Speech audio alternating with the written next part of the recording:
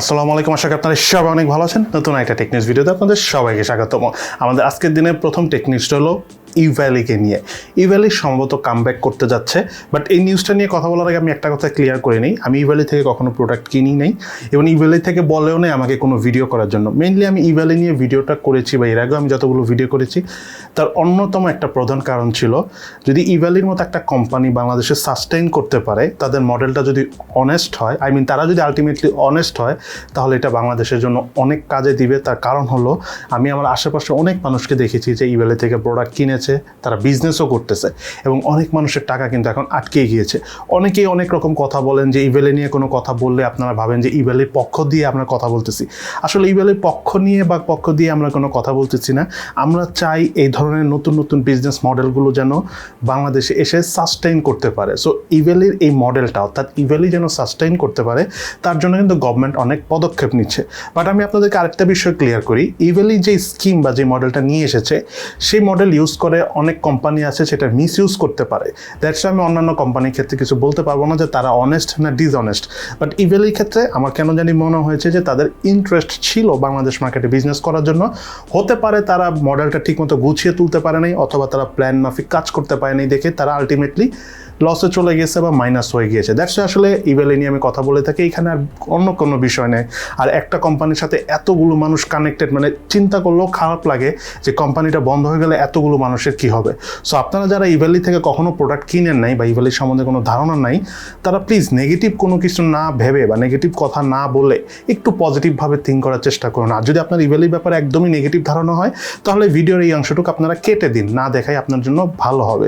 যাই হোক, Evaly corporate governance অনুযায়ী, ইন্টারন্যাশনাল কর্পোরেট গভর্নেন্স অনুযায়ী তারা তাদের পরিচালনা পর্যদ বা যেটাকে বলা হয় যে গভর্নিং বডি তৈরি করতেছে। সেখানে আমাদের এক্স সুপ্রিম কোর্টের বিচারপতি রয়েছে, সম্ভবত ফুল নেমটা তার মনে নেই, শর্ট নেমটা মনে আছে মানিক নাম, তো উনি এসেছে। তার পাশাপাশি আরও বেশ কয়েকজনকে নেওয়া হয়েছে। আমি আসলে টোটাল নিউজটা দেখিনি, বাট এই জিনিসটা দেখে আমার যেটা মনে হচ্ছে যে কোম্পানিটা যাতে গুছিয়ে উঠতে পারে, ইভ্যালি যেন দাঁড়াতে পারে। আমাদের রাসেল সাহেব, যিনি ইভ্যালির মালিক, উনি যেটা বলতেছে আর কি, যে 4-5 মাস সময় পেলে ইভ্যালিকে সে দাঁড়া করায় ফেলতে পারবে। সো রাসেল সাহেবের সেই কথা যেন অরিজিনালি বাস্তবায়ন হয় এবং সেটা যেন ট্রেস করতে পারে সরকার, সে কোনো মিথ্যা কাজ করতেছে কিনা বা ফ্রড এলিমেন্ট কাজ করতেছে কিনা। সম্ভবত সেই কারণেই গভর্নমেন্ট ইভ্যালির ভিতরে অনেক গভর্নিং বডিতে নতুন নতুন অনেক পাওয়ারফুল লোক বসেছে, যারা অলওয়েজ খেয়াল করতে থাকবে কোনটা রাইট কোনটা রং। সো এটাকে আমি থামস আপ জানাই গভর্নমেন্টকে, বিকজ এটা অনেক বড় একটা স্টেপ নিয়েছে এই গভর্নমেন্ট, যেটা অবশ্যই খুবই উপযোগী। নট অনলি ইভ্যালি, আমাদের যে আপকামিং জেনারেশন যারা ই কমার্স বিজনেস করতে যাবেন, তাদের জন্য কিন্তু এটা একটা ইন্সপিরেশনাল ব্যাপার হয়ে দাঁড়াবে। তবে আশা করি ইভ্যালি যেন সলিডভাবে বিজনেস করে দাঁড়িয়ে যায়, তারা যেন এমন কিছু না করুক যাতে এন্ড অফ দ্য ডে কয়েক মাস পরে যে আমার বলতে হয় যে ইভ্যালি একটা ফ্রড কোম্পানি। তারা অবশ্যই ঘুরে দাঁড়াবে এবং গভর্নমেন্টও চেষ্টা করবে এই কোম্পানিটা যেন ঘুরে দাঁড়াতে পারে। এবং তার পাশাপাশি ইভ্যালির মতো অনেস্ট যদি কোনো কোম্পানি থাকে যারা আদৌ বিজনেস করতেছে আশেপাশে, তাহলে তারাও আশা করি গভর্নমেন্টের সাপোর্ট পাবে এবং একসময় তারাও দাঁড়িয়ে যাবে। বাট যারা ফ্রড, আমি চাই গভর্নমেন্ট তাদেরকে স্ট্রেইট ফরওয়ার্ড স্ট্রং ডিসিশনে যাক, তাহলে সেটা ভালো হবে গভর্নমেন্টের জন্য, মানুষের জন্য এবং সব কিছু মিলে দেশের জন্য। যাই হোক, আমাদের আজকের দিনের সেকেন্ড টেক নিউজটা হলো স্যামসাং গ্যালাক্সি S22 সিরিজ আগামী বছর জানুয়ারি থেকে মার্চের মধ্যে আসবে, এটা 100% কনফার্ম। বাট স্যামসাং সেই মোবাইলে কী কী কনফিগারেশন থাকবে সেই ব্যাপারে কিন্তু আমরা ক্লিয়ার কোনো ইনফরমেশন পাইনি। বাট একটা মেজর ইনফরমেশন পেয়েছি, সেটা হলো নেক্সট যে ফোনটা আসবে স্যামসাং S22 সিরিজ, সেই ফোনগুলোর যেই মোবাইলটা থাকে, যে মোবাইলের এই পাশে যে কার্ভটা থাকে, সেই কার্ভটা বলে অনেক গোলাকার হবে, বেশি কার্ভ থাকবে। দ্যাট মিনস এই রাউন্ডগুলি বেশি কর্নারগুলি আর কি বেশি রাউন্ড শেপের থাকবে। সো দেখা যাক, গোল্লা না লাগলেই হয় ফোনটা এখন কেমন হয়। তবে ভেজেলটাও অনেক চিকন থাকবে, অনেক মনে করেন চিন এরিয়াটা অনেক চিকন করা হবে সেই ফোনটাতে। এখন ইন্টারেস্টিং বিষয়, ফোনটা আসলে আমরা বাকিটা দেখতে পারবো।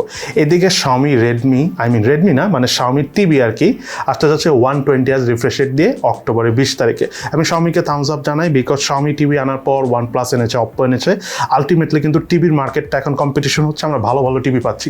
একটা সময় সনি, স্যামসাং কোনো ধরনের কোনো পরিবর্তন না করে বছরের পর বছর একই দামে টিভি বিক্রি করতো, হালকা একটু চেঞ্জ করতো, দাম দিয়ে দিত উল্টা পাল্টা দাম, 5 লাখ 10 লাখ।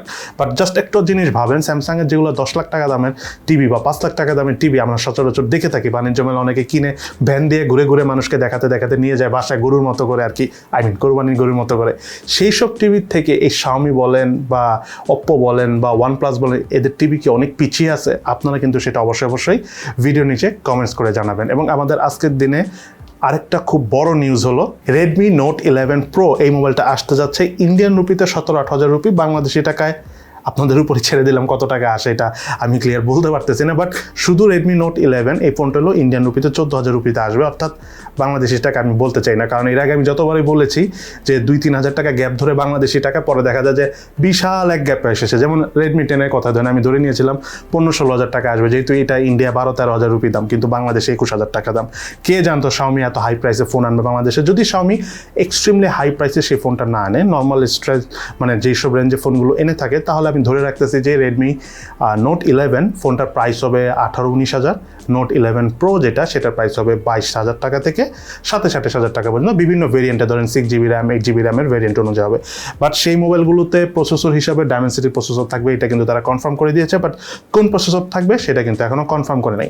বাট একটা বিষয় হলো প্রাইস, কনফিগারেশন, এগুলো লিক্স আসা মানেই হলো ফোনটা খুব সুন মার্কেটে লঞ্চ হতে যাচ্ছে। তবে আমাদের দেশে এত সহজে আসবে না এই ফোনটা, ইন্ডিয়ান মার্কেটেও এত সহজে লঞ্চ হবে কিনা জানি না, তবে গ্লোবাল মার্কেটে আমি অনেক জায়গায় শুনছি যে এই মাসের শেষেও কিন্তু Redmi Note 11 লঞ্চ হতে পারে, যেটা আমার কাছে খুব অবাক লাগতেছে। 6 মাস বা 7-8 মাসের মাথায় যে Redmi Note 11 নিয়ে আসবে এটা কিন্তু আমরা কোনোদিন ভাবি নেই, মানে 6-7 মাসের গ্যাপে যে Redmi Note 11 ফোন নিয়ে আসবে এটা আমরা কখনো ভাবি নেই, সচরাচর একটু লেটেই আনা হয়। বাট যেহেতু Redmi Note 10 ফোনটাতে এবার অনেক অপটিমাইজেশন রিলেটেড ইস্যু ছিল, দ্যাটস ওয়াই হতে পারে যে এই সিরিজের ফোনগুলো, Note 11 সিরিজের ফোনগুলো একটু তাড়াতাড়ি নিয়ে আসা হচ্ছে। এবং আমাদের আজকের দিনের সর্বশেষ নিউজটা হলো Oukitel WP17 নামক একটা নতুন ফোন আসতে যাচ্ছে, যেটা অনেকটা রাগেড ফোনের মতো। WP মানে ওয়াটারপ্রুফ সুবিধা রয়েছে, ডাস্টপ্রুফ সুবিধা রয়েছে, এবং তার পাশাপাশি মোবাইলটিতে 8300 মিলিঅ্যাম্পিয়ার ব্যাটারি রয়েছে, এবং এর সাথে মোবাইলটি আসতে যাচ্ছিল MediaTek Helio G95 প্রসেসর দিয়ে, এবং এটা ইন্ডিয়ান মার্কেটে প্রথম লঞ্চ হবে 15,000 রুপির মধ্যে, অর্থাৎ বাংলাদেশি টাকায় 17-18 হাজার টাকায় ফোনটা আমরা দেখতে পাবো। এর আগেও কিন্তু Oukitel-এর আমরা রাগেড ফোন দেখেছি, সো এবার যদি এই রাগেড ফোনটা আসে ইনশাল্লাহ চেষ্টা করবো আমাদের চ্যানেলে এই ফোনটা রিভিউ নিয়ে আসার জন্য। তবে রাগেড ফোনগুলো সচরাচর কনফিগারেশনগুলো দুর্বল থাকে, বাট Oukitel কিন্তু একটু স্ট্রং কনফিগারেশন দিয়ে ফোন আনে। যদি এই ফোনটা বাংলাদেশ মার্কেটে আসে আমি আসলে খুবই ইন্টারেস্টেড ফোনটা ইউজ করার জন্য। বাকিটা সময় আসলে ইনশাল্লাহ দেখা যাবে যে ফোনটা রিভিউ করতে পারবো কি পারবো না।